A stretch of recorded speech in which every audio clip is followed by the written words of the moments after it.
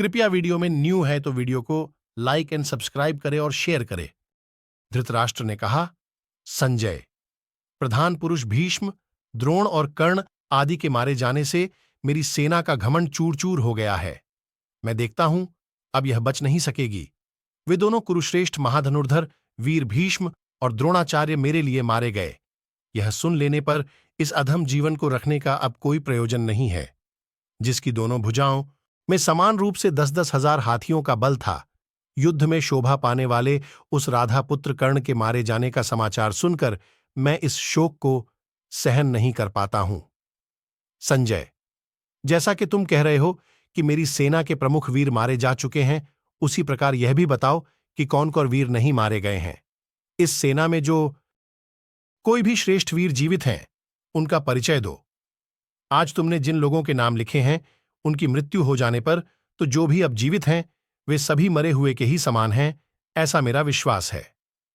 संजय कहते हैं, राजन, द्विज श्रेष्ठ द्रोणाचार्य ने जिस वीर को चित्र, अद्भुत, शुभ्र, प्रकाशमान, दिव्य तथा धनुर्वेदोक्त 4 प्रकार के महान अस्त्र समर्पित किए थे, जो सफल प्रयत्न करने वाला महारथी वीर है, जिसके हाथ बड़ी शीघ्रता से चलते हैं, जिसका धनुष, जिसकी मुट्ठी और जिसके बाण सभी सुदृढ़ हैं, वह वेगशाली तथा पराक्रमी द्रोणपुत्र अश्वत्थामा आपके लिए युद्ध की इच्छा रखकर समरभूमि में डटा हुआ है।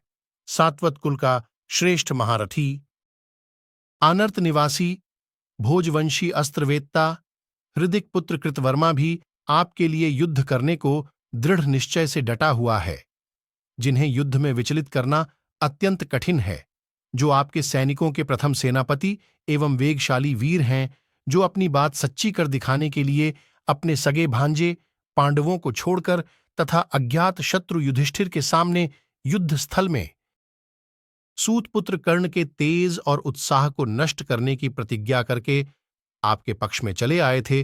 वे बलवान दुर्धर्ष तथा इंद्र के समान पराक्रमी आर्तायन पुत्र शल्य आपके लिए युद्ध करने को तैयार हैं। अच्छी नस्ल के सिंधी, पहाड़ी, दरियाई, काबुली और वनायु देश के बहुसंख्यक घोड़ों तथा अपनी सेना के साथ गांधार राज शकुनी आपके लिए युद्ध करने को डटा हुआ है।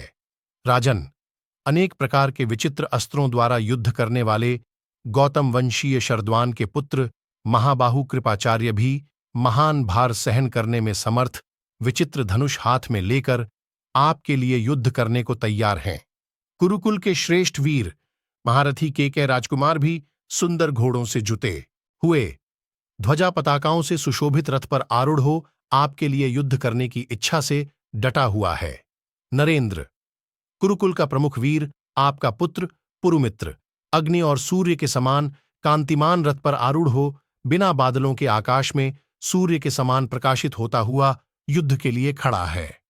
हाथियों की सेना के बीच जो अपने स्वर्ण भूषित रथ के द्वारा उपस्थित हो सिंह के समान सुशोभित होता है, वह राजा दुर्योधन भी समरांगण में जूझने के लिए खड़ा है।